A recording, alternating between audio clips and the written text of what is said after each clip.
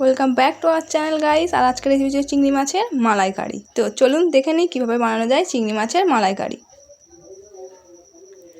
চিংড়িটাকে আমরা নুন হলুদ মাখিয়ে একটু কিছুক্ষণের জন্য ম্যারিনেট করার জন্য রেখে দিয়েছি। এরপর এখানে আছে দুটি মিডিয়াম সাইজের পেঁয়াজ, এটাকে আমরা বেটে নিয়েছি। তারপরে আছে এটা সর্ষে বাটা, তারপরে একটু কাজু বাটা আছে। এখানে একটি মিডিয়াম সাইজের নারকেল মিক্সিতে পেস্ট করে নিয়েছি। এখন কড়াইতে সামান্য পরিমাণ তেল দেওয়া হচ্ছে চিংড়ি মাছটাকে ভেজে নেওয়ার জন্য। তেলে যতক্ষণ গরম হচ্ছে একটা কথা বলি, নুনটাকে 2 থেকে 3 মিনিট একটু ম্যারিনেট করে রেখে দেবেন। এখন চিংড়িটাকে তেলের মধ্যে ছেড়ে দেওয়া হলো। এখন আমরা যে নারকেলটাকে পেস্ট করে রেখেছিলাম সেই নারকেলে দুধ বার করা হবে। তো নারকেলের মধ্যে একটু সামান্য গরম জল দিলাম, দিয়ে নারকেলটাকে ছেঁকনিতে ঢেকে নিলাম। ঢেলে নিয়ে দুধটা বার করা হবে। দেখতেই পাচ্ছেন দুধটা কেমন করে বার করা হচ্ছে।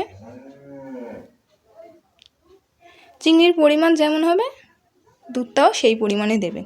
চিংড়ি যদি বেশি হয় দুধ বেশি দেবেন, চিংড়ি যদি কম হয় দুধ কম দেবেন। সেটা আপনাদের চিংড়ি যতটা পরিমাণ সেই অনুযায়ী দেবেন। যদি বেশি ঘন করতে চান বেশি দুধ দেবেন, যদি ঘন কম করতে চান কম দুধ দেবেন। এটা আপনাদের পছন্দ অনুযায়ী আপনারা করে নেবেন। তো এখন আমার চিংড়ি মাছটা ভাজা হয়ে গেছে, এটাকে একটা প্লেটে তুলে নিচ্ছি। চিংড়িটাকে খুব বেশি ভাজবেন না, 2 থেকে 3 মিনিট হালকা আঁচে একটু নাড়াচাড়া করেই তুলে নেবেন। বেশি ভাজলে চিংড়িগুলো আবার একটু ভেঙে যাওয়ার চান্স থাকতে পারে। চিংড়ি তোলা হয়ে গিয়েছে, ওই একই কড়াইতে আমি দিয়ে দিচ্ছি সামান্য তেল। তেলটা গরম হবে। এখন আমার কড়াইয়ে তেল গরম হয়ে গিয়েছে, দিয়ে দিলাম 3টে এলাচ, 2টো গরম মশলা আর একটা দারচিনি। হালকা আছে একটু নেড়ে নেব, মশলাগুলোকে হালকা নেড়ে নেব, খুব বেশি না, একটু মানে ভাজা ভাজা হয়ে আসলে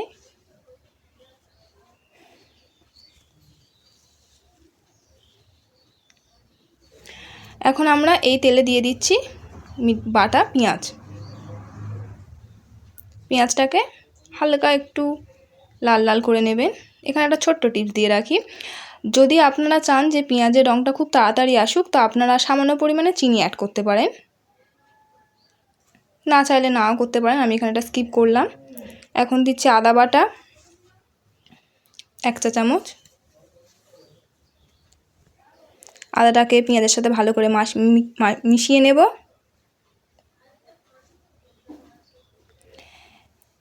এরপরে দিচ্ছি বাটা কাজুটাকেও ভালো করে পেঁয়াজের সাথে মিশিয়ে নেব, ভালো করে একটু মিশিয়ে নিতে হবে। এরপরে দিচ্ছি স্বাদ মতো নুনটা আপনাদের স্বাদ মতো দেবেন। হলুদ গুঁড়োটা রং আনার জন্য। তারপরে দিলাম কাশ্মীরি লঙ্কা। এরপরে দিচ্ছি জিরে গুঁড়ো, ধনে গুঁড়ো। সব মশলাকে ভালো করে মাখিয়ে নেব। এবার মশলাগুলোকে ভালো করে মাখিয়ে নিয়ে সামান্য পরিমাণে একটু জল দেবেন, যাতে মশলাটা না তলা থেকে ধরে যায়। সামান্য পরিমাণে জল দিয়ে মশলাটাকে ভালো করে কষিয়ে নিতে হবে। এরপরে দিয়ে দিলাম সর্ষে বাটা 1 চা চামচ। সর্ষেটাকেও ভালো করে মশলার সাথে মাখিয়ে নিলাম। ভালো করে মাখিয়ে নেবেন যাতে পুরো মশলাটার সাথেই মেশে সর্ষেটা। সর্ষে দেওয়া হয়ে গিয়েছে। মশলাটাও দেখতে পাচ্ছেন আপনারা বেশ অনেকটাই গরম হয়ে গেছে। এই পর্যায়ে আমরা দিয়ে দিলাম ভেজে রাখা চিংড়ি মাছ। চিংড়ি মাছটাকে গ্রেভিটার মধ্যে দিয়ে ভালো করে একটু নেড়ে চেড়ে ফোটাতে হবে। বেশ ভালো করেই ফোটাতে হবে। যত বেশি মশলাটাকে ফোটাবেন ততই গ্রেভিটার রং আরও গাঢ় হবে।